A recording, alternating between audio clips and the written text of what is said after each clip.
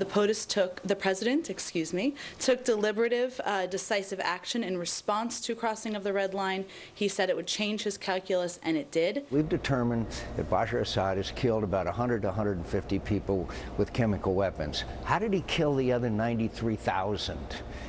It's just what the president did was he gave them a red line, but gave them a green light to do everything else. And Charles, talk of a no-fly zone, that's not an inexpensive proposition. And at this point, though, have we waited so long that we have to talk about big issues now, big possible interventions, versus what we may have been able to do a year or two ago? And we've waited so long that we now have the excuse that having waited for 2 years, we're dealing with an insurgency that began as secular, pretty democratic and spontaneous, and now, of course, there's a lot of jihadist influence. So he's got all the excuses he wants not to do anything. I think there is an unbelievable disconnect between the seriousness of the situation on the ground, what's happening right now, and the lack of seriousness in the presidential response.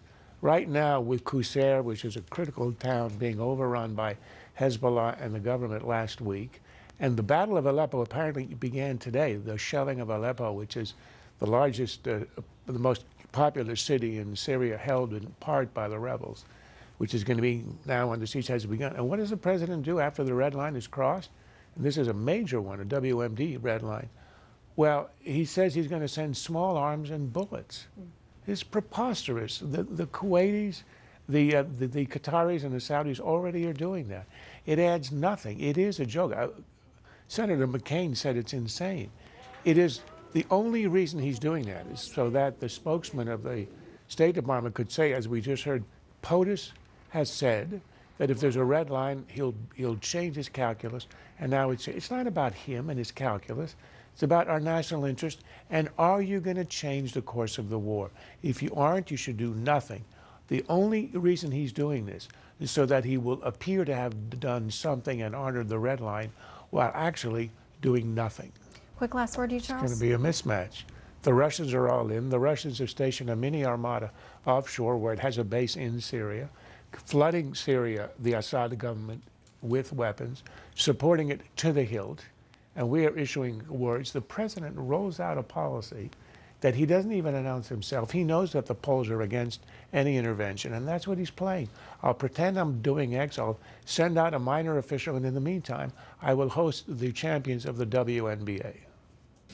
Each week we ask you to vote for your favorite topic in the Friday Lightning Round, and tonight you chose the protests in Turkey. Before we get back to our panel, let's hear from Turkey's Prime Minister.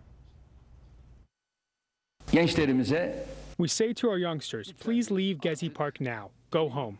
If there are any of those illegal organizations there after that, let us deal with them, because Gezi Park does not belong to those illegal organizations and those occupying organizations. Charles, is democracy at stake here in Turkey? Yes, because he's not a Democrat. He was elected democratically, but a lot of people were. Putin, Chavez, and others. And then they go ahead and dismantle it. He's done it slightly more slowly than a Putin, but he's dismantled it, and he's attempting to. And the protests essentially are an anti-authoritarian protest.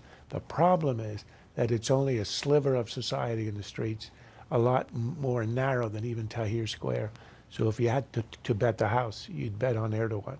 Unfortunately, there was a lot of false information on the airways about violating people's constitutional rights. The way we were doing was not legal. There were no constitutional rights that were violated. All right, Charles, I want to ask you about our final topic tonight, which is about CBS reporter Cheryl Atkinson and the fact that CBS has announced that her computer, as she alleged forensic evidence to suggest it was probed, it was hacked. They don't know who, but they know what happened.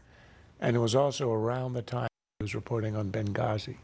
She and this network were about the only ones even interested in the subject. I have no idea who's behind this.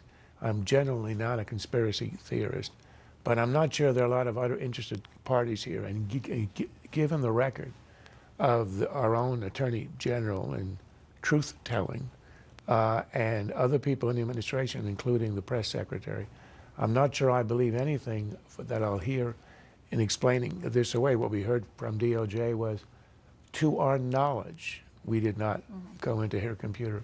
Well, let's get the knowledge. Charles? If you want to learn how to line dance, join the IRS. The lessons are free.